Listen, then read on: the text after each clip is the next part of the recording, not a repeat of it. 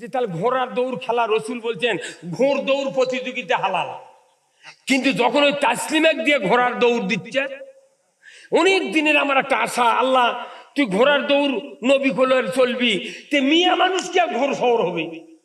এই ভালো খেলাটা হারাম করে দিয়েছে তাসলিমাক দিয়ে। সেদিনকে দেখতে দেখতে দেখি ফেসবুকে উনি এমন ভাবে আচার খাচ্ছে, উনি আর জীবনে ঘোড়া ট্রেড করতে পারবে না। তখন আমি 6 বার করছি আলহামদুলিল্লাহ। ব্যাটা শোন, প্রত্যেকটা জিনিস হালাল ও হারাম করে দিচ্ছে, কথা ঠিক কিনা? ঘোড়ার দৌড় রসুল বলছেন তুমি যুদ্ধের জন্য ঘোড় দৌড় প্রতিযোগিতায় তুমি অংশগ্রহণ করো, তোমাকে ট্রেনিং নেওয়ার দরকার আছে। সেই ঘোড় দৌড় তুই মেয়ে মানুষ দিয়ে খেলে নিয়ে ওই চাকল মার নিনগার পাথার বাটাম ফাটাবি তোমার ঘোড়া খেলার। তুমি সবাত আচার হুঁশ পাও না, তুমি ঘোড়ার খেলা খুব পারো। ওদের ঢুকাতে কি ঘোড়ার খেলা নবী কত দেখা চলবি, কিন্তু মেয়ে মানুষকে মানা মনে করবেন না এগুলা মোট আমি জানি, খবর কই না, কিছু কই না, যে তোরা যা পারিস কর, বিচার করবি আল্লাহ, বাটাম ফাটাবি আল্লাহ, আমার টেনশন নেই। মুসলিম আমি, সৈনিক আমি, আমি চির রণবীর, আল্লাহকে ছাড়া কাউকে মানি না, নারাই তাকবীর। মুসলিম আমি, সৈনিক আমি, আমি চির রণবীর, আল্লাহকে ছাড়া কাউকে মানি না, নারাই তাকবীর। বীর মুসলমান ধরো আল কোরআন, ফিরায়া আনো সেই হারানো সম্মান।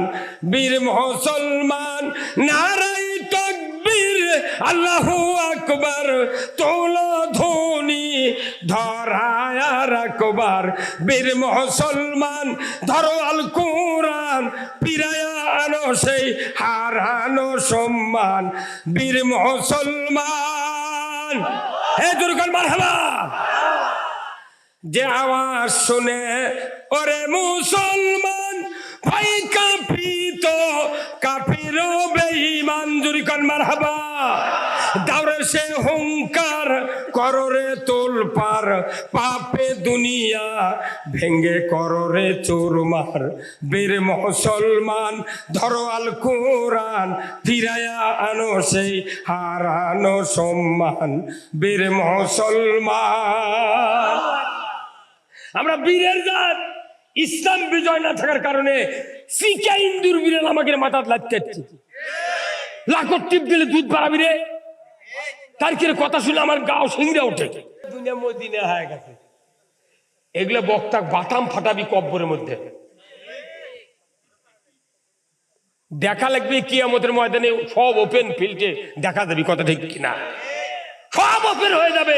কার কি অন্তরের ভিতর গাদ্দারি? এই আমার প্রিন্সিপাল সাহেব বললেন যে দেহের ভিতরে এক টুকরা গোশত আছে, এটা যদি পবিত্র হয় সব পবিত্র, এটা কোনো অরিজিনাল কথা। কিন্তু এই টুকরা মানে কি, এটি কি 200 গ্রামের একটা গোস্ত ঝুলেন আছে, বসির কালাত করে ঢুকে দেওয়া আছে। এই গোস্ত মানে কি জানেন?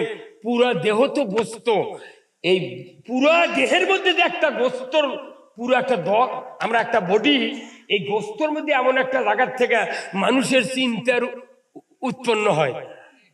এই চিন্তার জায়গা যদি ভালো থাকে তাহলে পুরা দেহ ভালো, চিন্তার জায়গা যদি খারাপ থাকে পুরা দেহ খারাপ। কথা কোন দেখা? তাহলে আমি তো 40 বছরের জিকির করছি, কলবের 2 আঙ্গুল নিচে কলবের মোকাম কি, তাহলে ই আবার সুদে করে টাকা লেছে গা, কথা কয় না গা? ও ওর বউ পর্দা থাকে না গা, কথা কন? পীর বাড়িতে গেল, বউকে কি তাড়িয়ে ঘরের মধ্যে তুললো, পীর চলে গেল, হাঁস মুরগির ঘোড়ার লাগান ছাড়িয়ে দিল, দৌড়ে যাচ্ছে পারে। হ্যাঁ, কথা কন? ফুরফুরা আবু বকর সিদ্দিক রহমতুল্লাহ আলাইহির জীবনী আমি 7 বার পড়েছি। এই আইলপুনে দরবারের মোজাম্মেল হক নাই ভাই, ওয়াইসকারীর ছেলে, এই মাদ্রাসায় চাকরি করছিল, এখন আছে। উনি আসেন নাকি? এখানে আছেন? হ্যাঁ, ওনাকে পাঠিয়ে দেন, বক্তৃতা করি তোর বসেছে।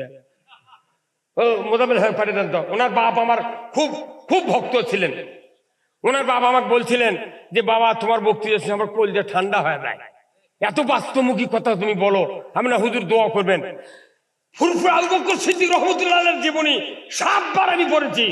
উনি 57টা ওসিয়তনামা বর্ণনা করেছেন। আল্লাহু আকবার। কতটা ওসিয়তনামা? 57টা ওসিয়তনামা।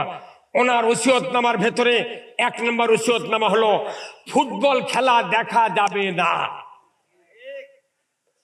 কয়জন গেছিলেন টিকিট করে দেখতে? হ্যাঁ, ওনার জিজ্ঞাসা করে হুজুর কেন দেখা হবে না? বলে যে ওখানে ফরজ তরকের খেলা।